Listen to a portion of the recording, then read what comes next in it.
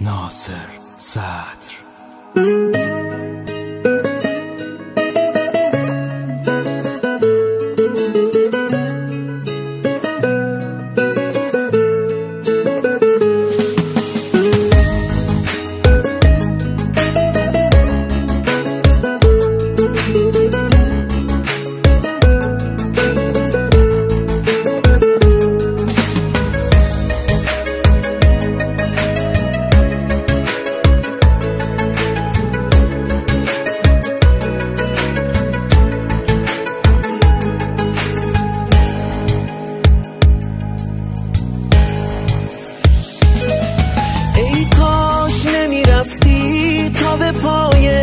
تو بسوزم موندم سر حرفم سر قولم من هنوزم هیچ وقت نمیخواستی که بمونی تا بمونم هیچ وقت نمیذاشتی همه حرفا تو بدونم ای کاش میدونستی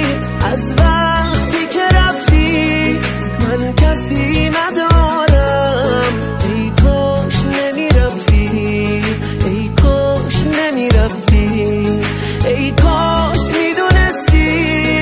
از وقتی که رفتی من کسی ندارم ای کاش نمیرفتی ای کاش نمیرفتی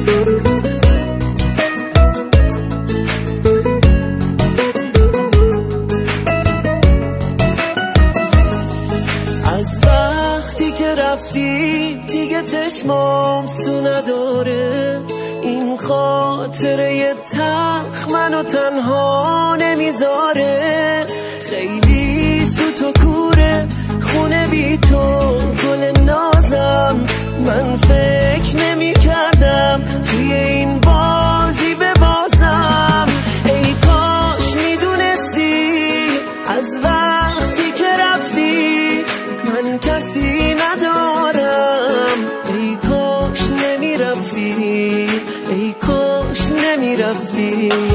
ای کاش میدونستی